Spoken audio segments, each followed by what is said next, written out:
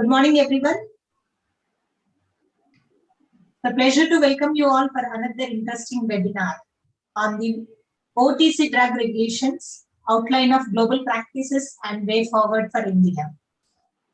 We are pleased to have with us today Dr. Atul Nathsar, Head of the Office and Licensing and Controlling Authority, Deputy Drugs Controller, Drugs Control Department of Government of Delhi, Dr. Sonal Sidhure, Director Regulatory Affairs, Johnson & Johnson Private Limited. Dr. Jayanta Chaudhary ji, the President, All India Drugs Control Officers Confederation. Mr. Uday Bhaskar, Honorary Director General, All India Drugs Control Officers Confederation. K. Rajabhanu, Secretary General, All India Drugs Control Officers Confederation. It's my great pleasure to welcome you all for today's webinar. And it is also another interesting thing to be noted that our ADCOG Training Academy has started almost a year back. And we had our first learning session by Dr. Rubina Bose ma'am almost during the last Vijayadashmi period. And again, after another year, during this Navaratri period, we are so pleased to have Dr. Sonal as a speaker for today's program. So I'm so pleased to have another discussion on the OTC immediately after an important discussion on the consumer health in the last meeting. And as you all know, our country being the second highest population country, and many of the people, the purchasing power capita is very less, and people prefer to go to the next door pharmacy shop for any of these minor elements. But even then, there is so much lag in the regulatory part in terms of our national regulations. And the definition of OTC itself is not very clear as per the Act. In today's program, let's hear more about from the global perspective and the way forward for the Indian regulations from the eminent speakers.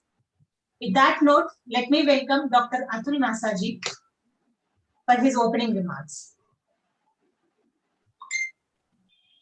Thank you very much, and good morning to everyone. At the outset, my heartiest congratulations to ADCOG Training Academy for regularly conducting these webinars for regulatory officers, for all stakeholders. And from last 1 year, this program is going on. So my heartiest congratulations to ADCOG. And I am associated with ADCOG since its inception. And I am seeing my friend Dr. Ravi Uday Bhaskar, Rajabhanu, our president, Dr. Jayanta Chaudhary, all other members of ADCOG who are working very hard to protect the interest of regulatory officers in the country by submitting different representations, different guidelines to Government of India, to the relevant ministries from time to time. Thank you very much to the all members for sparing their valuable time. Today's topic, OTC regulations, outline of global practices and a way forward for India. It is the right time we have to finalize the things. I remember that long back in the year 2019, when a committee was constituted under the chairmanship of Dr. Ravi Shankar, IPS, the Director General of DCA Andhra Pradesh, to frame the guidelines for OTC drugs. And later on again, during the 55th Drug Consultative Committee, another subcommittee was constituted under the chairmanship of Shri N.K. Ahuja, the Drug Controller, Haryana. The committee constituted under the chairmanship of Dr. Shri N.K. Ahuja submitted detailed guidelines to the Government of India. It was much deliberated in Drug Consultative Committee, and some of the important features of that guidelines were that if we have to regularize the OTC drugs in our country, like in so many countries, the OTC drugs regulations are well in place. You can see UK, we can see USA, we can see Australia, we can see Germany. All these countries have their OTC regulation well in place. But as on date, we are still on the final stage to go for these OTC regulations. So major recommendations which were given by the Mr. Ahuja committee were to promote self-care without compromising the patient safety, thereby reducing the treatment cost. This was one of the basic principles of that committee. To treat the common health conditions and minor ailments, to provide primary healthcare facilities to all at the doorstep, including villages, to empower the registered pharmacist and optimize the potential of registered pharmacists in healthcare system, to provide a legal base to registered pharmacists to perform their duties under Pharmacy Act, to distinguish the prescription drugs as compared to over-the-counter medicines, and to eradicate the problem of unregistered medical practitioner that it quacks. So this is right time. It's speaker of the day, Dr. Sonal. I came to know that she already worked with the FDA Maharashtra for 14 years. So a long duration in FDA Maharashtra, and then she is now working with Johnson & Johnson's as a director, regulatory affairs. She is PhD in pharmaceutical sciences, and she is the member of so many committees and also the member of so many associations, including the Association of Food Scientists and Technologists India, Health and Food and Dietary Supplement Association, and so on. Her wide experience on OTC regulations will definitely help us in forming and framing different guidelines to be submitted to Government of India. But we have to take utmost care while framing guidelines because sometimes these OTC preparations, so-called non-prescription drugs, may lead to self-medications, may lead to side effects. So there are so many challenges also there, but no issues. Whatever the challenges are there, we have to come up with a final solution and concrete proposal to be submitted to Government of India so that OTC regulations should be regularized in our country. With these remarks, I welcome Dr. Sonal from Johnson & Johnson's to deliver her presentation. Thank you very much. Thank you, sir.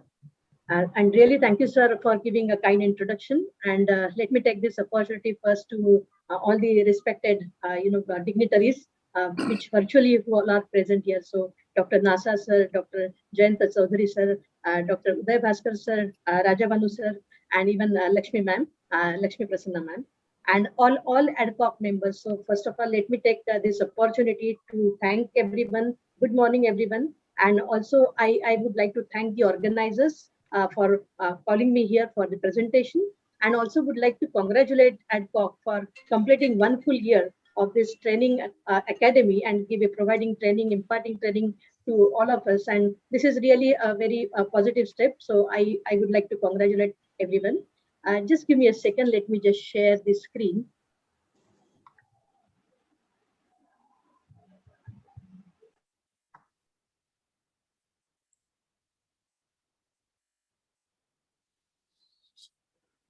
Is it visible? Yes, visible. Yes. Okay. So today's topic, and again for that, I really thank the organizers, ADCOC, for keeping this topic, which is really important, as even Dr. Nasa sir also mentioned it, that how important it is, and there is a lot of work going on currently on the topic. And let me just share how I would be taking through this presentation. So the flow of presentation would be divided into 4 parts. First of all, I'll just provide an overview of self-care and OTC category. Then it would be followed by broader international scenarios, what is happening in the world in different countries, and what is the basic, idea about OTC drugs as well as self-care. And then the things which are happening currently in India with respect to framing of OTC regulation and what is the way forward for India. That would be followed by Q&A session. So this is in nutshell would be the flow of the presentation today. So as I'm just starting with the overview of self-care and OTC category as such. Of course, everyone, all of us, we are aware what is OTC. It is nothing but over-the-counter drugs. So which are those drugs? These are the drugs that can be used on our own without any medical supervision, with or without any medical supervision, but without prescription for treatment of any common or maybe a very minor ailment or a common health problem. And that would be helping to take care of yourself. So this is what is actually coming. So OTC drug is used for taking self-care. So the other terminology comes out of it. What is self-care? So what is self-care? Let me just give you that, it's again have a broader meaning. It's not only taking care of self, but self-care is a care taken by the individual for caring on his own, as well as caring his or her family. So this is again, a definition is broader. And when I'm just saying, I'm just getting one example in my mind. All of us, I think most of us, we have traveled not in this year, but maybe previous years by aircraft. And when we board aircraft, and when we are just occupying the seats, we get instructions that in case if there is any low pressure, then there will be an oxygen mask which will be coming down, and you will have to use the mask first. So again, that's one line which is given. So please use your mask first, and then apply it to your children or maybe the other people whom you would be taking care of. So I think the same principle applies here when we speak about self-care. So this is, like when we are talking about OTC drugs, self-care, and this, even the discussions which are on since last many years about having OTC regulation in India. Actually, now it has gained more importance, what I feel, after the unprecedented times which we tested since more than 1.5 years now. And it's not only within India, but even overall population of world, all of us, we have undergone a lot of challenges during this time. This was a really difficult and challenging time. And therefore, that becomes more important aspect, that to have a best healthcare plan, and that is nothing but a self-care plan. So I think that becomes that, code becomes really, really very important when we consider that what is and why there is a need to have OTC requirement or OTC regulation in place. So, so let me just, take you through the other slide. So what it talks about, that there is really a need for having well-defined regulatory framework for OTC drugs in India, which is really a need of the hour, and why it is required to cater responsible self-care. I think again, the word which we have to underline is, it's not just for self-care, but responsible self-care for minor ailments in Indian population. So why again it is required? So if we just understand the general healthcare scenario. So in India, we know the population, as even ma'am was sharing it before, that the population of country is more than 138 crores, or it is maybe more than that. So as per WHO guideline, what is the ratio of doctor to population which has been set is 1:1,000. What is the ratio in the developed markets? If we just understand it, it is 1.2 to 1,000. So it is much better than what is basic required ratio. But what about India? The ratio for India is 0.62 to 1,000. So hardly, whatever is the minimum requirement, India is much lower than that required ratio of doctor to population or doctor to consumers. So therefore, there is a need that one has to have this idea that for India, OTC regulation, framing a proper regulation for a responsible self-care, that is very much required. So let me just go to the, again, as we are talking about the healthcare, which are those key areas which are required to be taken care of in general, not only for OTC, but in general. So I think that becomes the first part, becomes accessibility. So accessibility here, I'm referring to physical accessibility of medicine. And again, depending, like that, the medicine should be accessible across the country. It's not only to the urban areas, but even to the rural areas. The second point comes in as about the availability. Availability of what? Availability of medicines, availability of the staff which is supporting, or providing healthcare. That includes doctors, that includes paramedical staff. So that becomes the second part. Third comes again affordability. So even though the medicine is available, accessible, but what about the cost factor? So I think that also comes in as an additional point, and therefore there is a need to take care of that as well. And the fourth becomes accountability. Accountability of having a safe, efficacious, quality medicine. So these are, I think, the aspects or factors which are required to be taken care of. And of course, end users, what is required by end users, that they are informed properly, there is a informed, or decision making, which is possible by complete awareness and education of the consumers or patients. So therefore, the concept of how we can differentiate between prescription drugs versus OTC drugs that has initiated. And let me just take you through the general considerations why OTC medicine or OTC drugs are required. So if we see how OTC medicines and self-care that is valued because of these two key benefits. First of all, benefits to society. How it is benefited to society? By empowering patients. And we are, once you know that OTC medicine is there, the patient is fully aware and informed about the medicine which is to be taken. He or she feels higher esteem. So if higher esteem or self-esteem is high and patients feel empowered, there is no need to go to doctors for a small ailments, and then that can be taken care of by themselves. That helps to improve in general wellness, and naturally its positive effect is coming on longer life expectancy. So this is again, everything is linked and related. As it is not required to go to like healthcare professionals for such smaller ailments, naturally the healthcare cost, there is a reduction in healthcare cost. And also, once this informed educative information has been provided, so in spite of having limited availability of healthcare professionals or hospitals or healthcare givers, access to medicine is possible. So that way it is really benefiting to society. How it is benefiting to government and industry? They have a common goal. There is a shared goal to improve overall public health. So by empowering patients to treat themselves on these minor ailments or small health problems, naturally they are getting extra time, which is unnecessary getting diverted for treating such small areas. And this is what is possible. How? By indications, if there's are self-recognizable indications, or patients are able to monitor themselves or treat themselves and manage themselves with that smaller ailments on their own. So this is what is expected. So let me just take you through. This is a general idea about the need of OTC medicines and self-care and how it is valuable. So now let me just introduce to the broader picture or international scenario on OTC. So if we see internationally, there are certain international bodies, to name a few, like WHO, as well as GSCF, which is Global Self-Care Federation.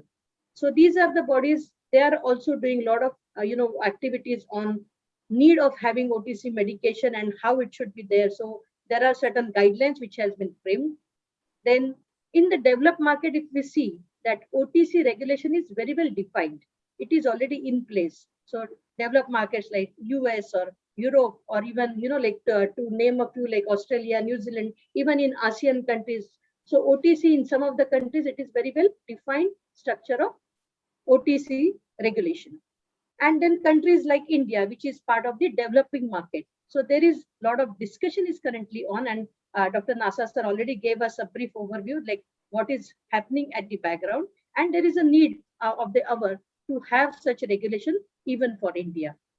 So let me just take you through quickly on the definition of self-care given by WHO. So what WHO says, that self-care is the ability of individuals, families, and communities to promote, maintain health, prevent health, cope with illness. So there are three things which are given: maintaining of health, prevention of disease, and cope with illness, which is again minor one, with or without the support of healthcare provider. So promotion of self-care is means to empower individuals, which I already explained it to you earlier. And that is also taking help of, like the patients can have informed health decision by which medicine to be taken at what sort of ailment, and whether it is treatable on their own. It also has a potential to improve the efficiency of health system and to contribute towards health equity. So this is what is the definition of WHO. Now let me just go. What are the qualifying criteria? There are certain qualifying criteria given under WHO on OTC. So what are those? That is mainly for reclassification. when I say the word reclassification, means previously the drug is existing in prescription category, and now this is the time when it can be reclassified as OTC. So which are those key criteria which are required to be used? First one, the use of product should be sufficiently extensive, or it should be high in volume. So that becomes one of the criteria. The second one is the duration of the product in the market in the prescription category. It's not like the product is just approved and it's in the prescription category and immediately it will get switched to OTC. There is a need to have understanding as well as the PV report, pharmacovigilance report, how long the product is in the market. So minimum timeline given here is not less than 5 years before it is considered for a switch process. Third one is, again, it is coming from PV side, that availability of episodes of adverse events and the frequency with which it pops up. So whether are there any adverse events? Yes, there could be. Are there really serious adverse events? Are they coming up so frequently? So that becomes another aspect to check before the molecule is considered for switch process. And the last one is investigational use in clinical trials prior to marketing authorization. So this is what is WHO's perspective on OTC. Now let me just go to the GSCF. What is GSCF? It is Global Self-Care Federation. Previously, you might be aware about the nomenclature WSMI, that was called as World Self-Medication Industry. And in June 19, they have changed their nomenclature from WSMI to GSCF. And there is while doing so, there is a fundamental shift in the approach as well. How they are now repositioning themselves, mainly they have become more outward-looking organization and playing active role in shaping the future of self-care. Why so? So again, they have given certain criteria for the same. They are looking at global population, not only for, like typically for 1 or 2 countries, but in general, globally, aging population is increasing. And for aging population, it becomes important to have better control of chronic disease management. Is it possible by way of providing certain OTC medicines, they can take care of themselves for, again, a minor ailments or chronic ailments? That becomes another perspective. The second point is consumer behavior. As all of us, like we all are also consumers, and consumer behavior is evolving. Like what the thinking process as a consumer, we have seen it 2 years back, and the thinking process right now, all of us, we have it. It's a lot of changes which has happened because of the like unprecedented times. Also the technology driven changes. So that is getting actually consumer behavior evolved day by day. There are different ways of interactions which are changing with healthcare providers, healthcare systems, telemedicine. So there are so many other things which has come in place. Even in India, we have seen it just in the recent past. And omni-channel world, where people want convenient, transparent, and affordable options at their fingertips. So this becomes one of the important aspects when we check it about GSCF. So let me just quickly take you through the US OTC requirements, and the US OTC requirement continue. So again, it's not a drastic change immediately from yesterday to today, everything had changed. But slowly, what are the changes which has happened in the US OTC regulation? So there are 2 things here. In the US, for having a molecule as OTC, it is required to be part of OTC monograph. And for that, there are all that data is required to be given. But once the molecule is part of the OTC monograph, then the next person can directly go ahead, usage of that same molecule.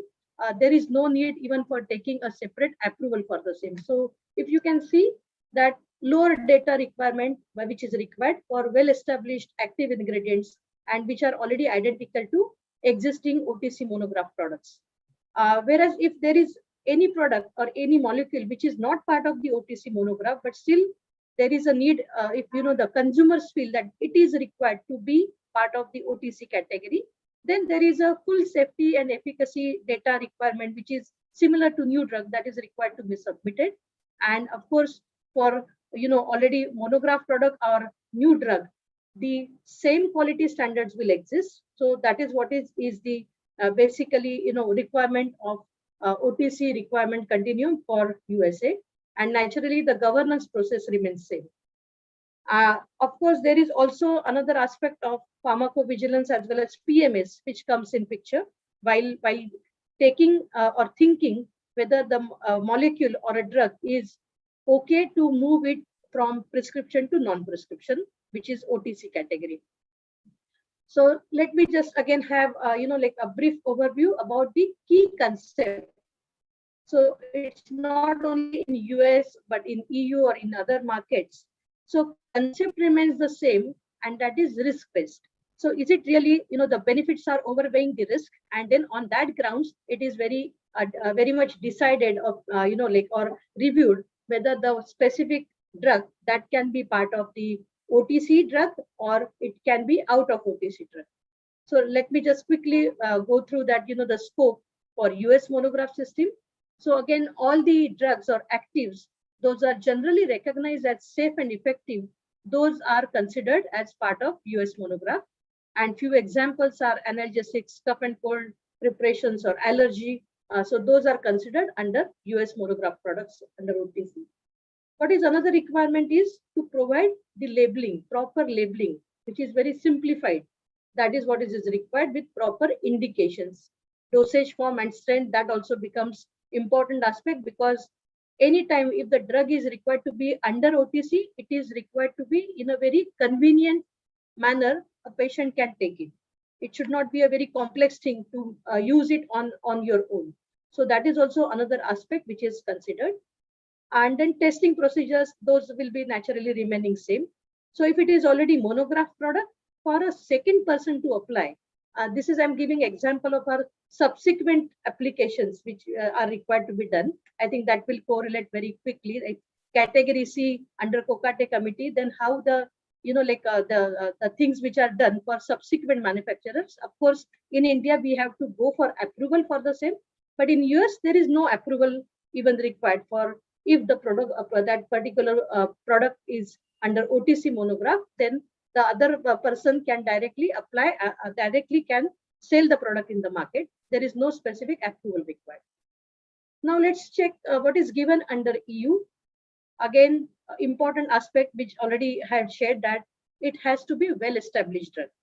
And for that, again, the use, it should be extensively used, and minimum period here is defined, that is not less than 10 years as a prescription category. And then only if considering all those safety profile related data, it can be taken care of if it can be moved to or switched to OTC category. So demonstration of a well-established medicinal use with recognized efficacy and acceptable level of safety, that becomes important criteria. Clinical studies, reference product or B not required, but approval is required in Europe for going ahead as a OTC drug. And similar, I think, is the case even for Australia. Most of the things are almost similar. They are also asking for active substances, dosage formats, strengths, indications, quality requirements, labeling requirements. And again, Australia as well, there is a prior approval required. So, and of course, for everything, the governance process, that remains the same. And quality, PMS, that is equally important while taking care of even for OTC medication.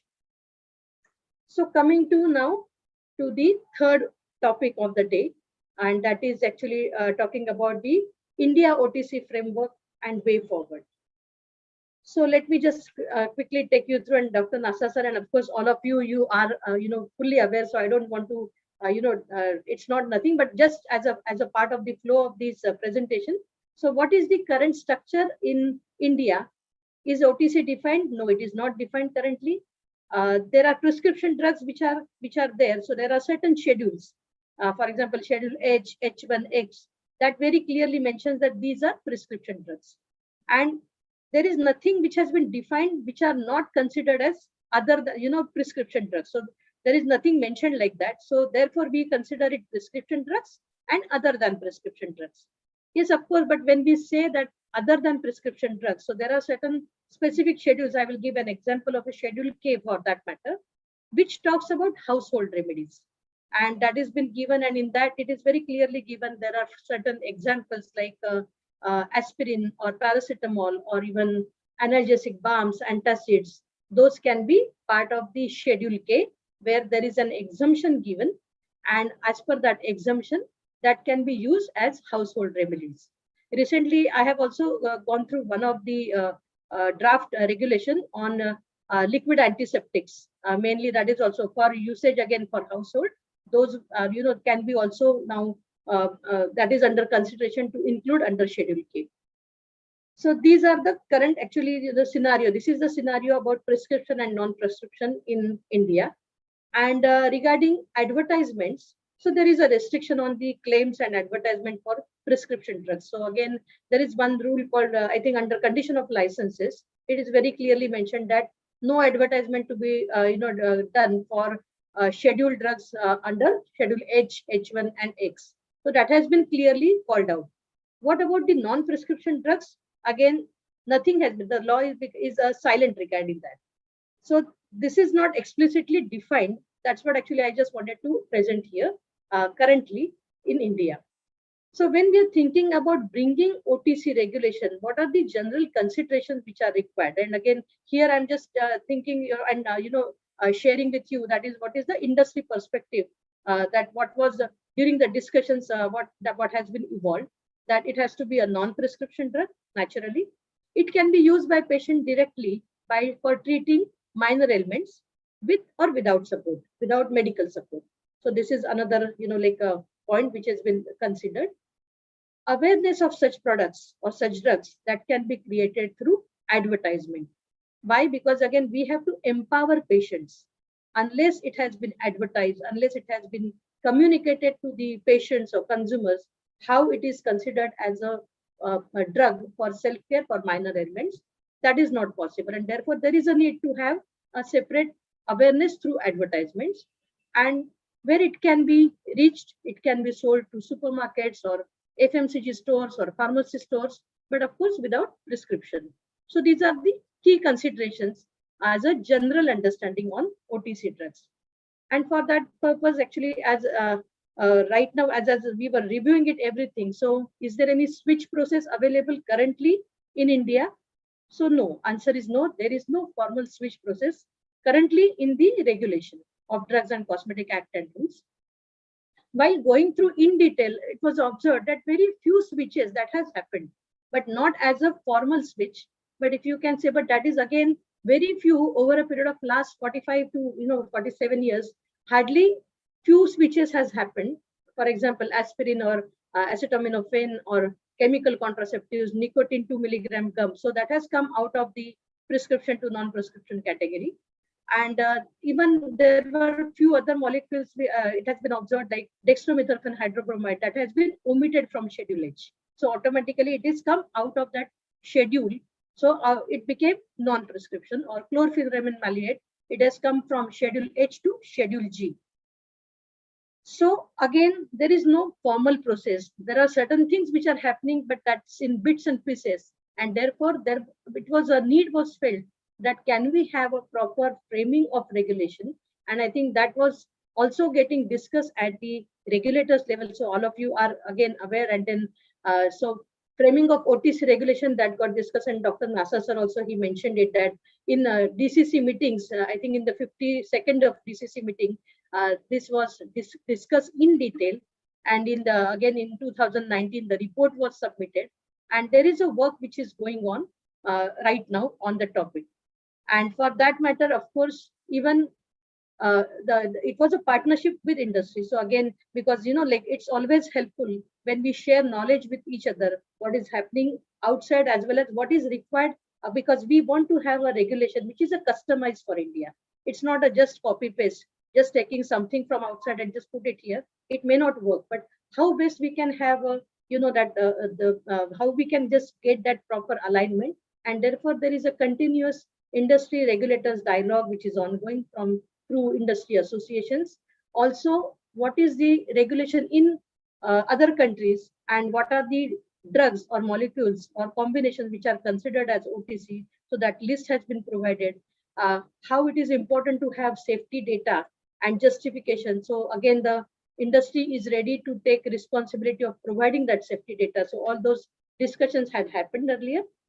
And with that, there were, just let me just present few extracts, extracts of that industry and DCC discussions. And sir, I think you have already shared some of them, so I will not repeat it. So that again, self-care is required to be promoted, but without compromising patient safety and even affordability for that matter. And what it requires as a part of the regulation is definition, a proper definition of OTC drug, which is what is required. And while doing so, again, it can be considered to have two different subcategories under OTC. The way it was explained that can it be even at FMCG store or a supermarket, or it has to be only in chemist shops or pharmacy store. So again, depending on the profile, safety profile, and based on that extent of evidence of safety or therapeutic index, it can be divided into two. One, it can be sold only through pharmacy stores, but without prescription. And the other category can be sold even as a GSL. That is a concept coming from international practices, that is general sale license. So that can be also available in any, for that matter, even grocery store or supermarket. Again, second one is need for accessibility to patients. So again, why I said it, even supermarket, so it becomes more accessible to patients. If it is only restricted to pharmacy store, maybe in rural areas, we might not find so many pharmacy stores available. And therefore, the concept of even, like selling in the general sale, that is what is again important. Of course, while consideration, it has to have a consideration about non-habit forming nature. So again, which one to be, again, the risk and benefit that is required to be weighed, and socio-economic conditions of the countries, those are also required to be taken care of. So these are the one which were the key factors on which there was a lot of deliberations happened between industry and committee members of DCC subcommittee. And from industry members, many associations, all of us, we have come together and then we have provided list of OTC drugs, which could be probable list of OTC drugs in India, taking care of which are the drugs available as OTC status in other countries. And in that includes both APIs as well as fixed dose combinations. Also, there was one discussion around switch process. So right now, again, only bringing a list, like a list of Schedule H or Schedule H1 or X, whether that would be sufficient. So answer is, to start with, it is okay, but how we can keep our regulation to that robust so that we can also have a switch process in place. So right now there would be one list which will be initial list, but in future, how can we move it to that switch process as well? So there was a discussion which was going on that aspect as well. And then secondly, sorry, there was some error here. Yeah. And regulation on new OTC drug approval. So that was the another part which we have seen it earlier, how in the US, I think the OTC monograph, that is the one, like they have divided in two parts, either OTC monograph or even new drug. Can we bring in new drug concept under OTC as well? And even we have seen it that already for allopathic drug, we have a new drug category. Recently, under new cosmetic rules 2020, a new cosmetic concept has been included. So why can't we have similar concept even for new OTC drug? Can we bring in that as well, so that maybe the process of switch process may be longer, but again, we can directly bring in. It's not always required that anything is followed in other countries. We have to adopt just as it is, but can we also, with the complete safety profile, we can bring in new OTC drug directly in India by following the process. And for that, can we have a robust process in place?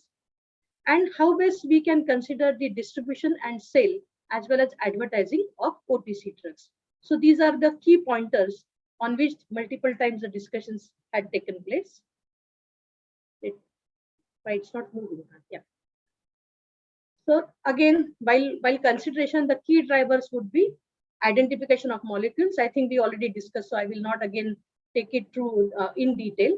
But again, it's on the risk benefit. If the benefits are outweighing risk, then we have to go ahead as a that molecule to consider for switch process.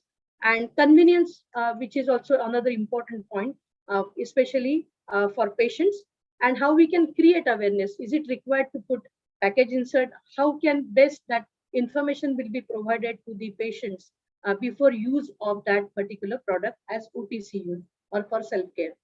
And thirdly, how the patient awareness can be done through advertisements. So that becomes another piece which is important.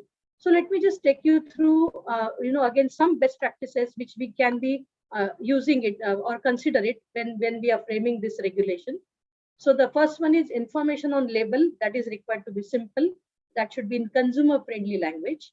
And second one, can we have color coding to differentiate between prescription and OTC drug? Again, in OTC, if there are two types which we are, bringing on, if we are thinking to have two different types, one is under pharmacy, another is maybe directly OG, general sale in supermarkets or so, then how can one differentiate that? As a consumer, how will I able to find out whether it's a OTC drug? And then how can I consume that? By reading all that instructions given on the pack. So that becomes another piece. So for that, we can use the concept of drug fact box. That has been a concept given under US regulation for OTC. They have a drug fact box. What it says, it has the name of the drug, active, use, even age-wise dosing is given, which is also, we also give it on our products currently also. Directions for use, there are warnings. Over and above, there are do's and don'ts. Those are also provided. In which case you should take it, whether it is contraindicated to use along with XYZ drug, and how much time one can use that medicine. Being again, this is again important point because duration of use is important. If I'm finding it's a small ailment, but if it is not getting cured in a specified time, maybe a 4 or 5 days, it's a typical common cough and cold for that matter. So that is okay. Like within 4 to 5 days, one should get relief. But then if it is going beyond, then again there should be some instruction. If it goes beyond X number of days, then consult doctor or consult physician. And in addition to that, there should be a customer care number or customer care details. That could be email, that could be telephone number, that has to be provided, so that if a patient, while treating himself or herself, finds that I want to check and understand by calling the the customer care, then that facility also can be given. So that is another piece. Apart from that, there is also concept of having package insert. So currently we have seen it in the market, the products we have, it's only in a single dose or single container, right? So there is no package insert or no cartoning, which is mandatory for everything. So again, another piece is whether that package insert is required.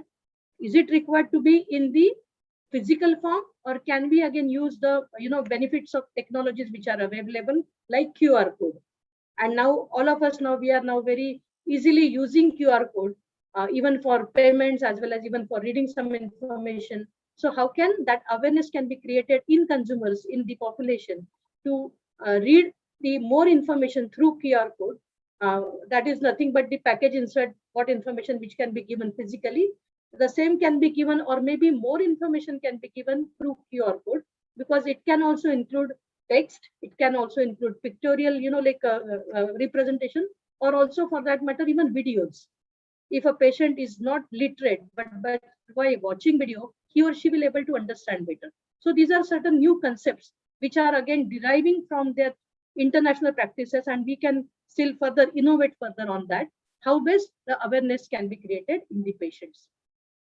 And then the last part is adequate information about the drug and visual differentiation. So while currently, everything, it's very difficult to understand which is the drug which is to be taken, as a prescription drug, and which is to be taken as a OTC product. Right now, there is nothing which has been given. So is it possible to differentiate further, again, for the awareness of consumer? So that would be really helping patients to use the drug responsibility with informed decision. So this is about the labeling of OTC drugs. And now let me just go to the concept of advertisement. So again, it's a very briefly. So drug advertisement, as I explained earlier, that under condition of licenses, prescription drugs are not supposed to be advertised. And for non-prescription drugs, currently, the industry is following self-regulatory mechanism. So it's not, there is nothing specific guideline which has been given. Of course, there is a guideline, there is another act, DMR, which is covering, all the elements under Schedule J. So for that, very clear instructions are given. But if suppose we are now coming up with OTC, what is required to be done? So that is required to have it as a guideline. And currently, what is the process which is followed is through Advertisement Standard Council of India. That plays important role in controlling advertisements. So again, one has to be careful about it should not be misleading, directly, indirectly, no false claims. That is what is required. So that process can be, like as an industry, the same process can be continued that has been recommended. And of course, for anything with respect to Schedule J requirements or whatever, the elements which are given under DMR, Drug Magic Remedies and Objectionable Advertisement Act, if anything which is coming up in OTC category, then that may be requiring pre-approval. What exactly can be approved or what exactly can be advertised? I think so that proper balance that is required. If the one is thinking about having some guideline around it, so that can be a definition of advertisement which can be given as a part of the guideline, and advertisement of OTC that is required to be allowed for across medias. It's not only specifically in maybe in the print media or only on television, but it should be across, because now there are so many things which are coming up and people are getting access due to technology. So it would be helpful for keeping them aware about the drugs to be used as self-care that through advertisements. And I think that already I have shared it, like, that we can also have it, some specific number of days till what time you can use it. That is already shared with you.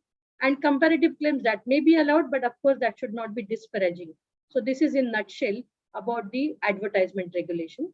So overall, considering the aspects that the need of the hour, we have to think. So if I have to summarize the slides, so what I feel that there is a really desperate need to have well-defined regulatory framework for OTC drugs in India, and how it can be achieved by a strong advocacy campaign for creating general public awareness regarding responsible self-care. And that will really take us a long way, and that would be helpful to serve public interest. And I really feel that future is promising, and maybe if you call me again for after a few years, I think we will be talking about how best current process of RX to OTC, and what should be the further upgrade of that process. And I think that becomes a common strategy which will be utilized for for responsible self-care to help achieve our India's health goals. So this is for the day. Thank you so much for providing opportunity, and thank you for patient listening. And now I think we can go ahead with the last part of this session, that is Q&A. Thank you. Thank you so much, ma'am. Indeed, it's a elaborate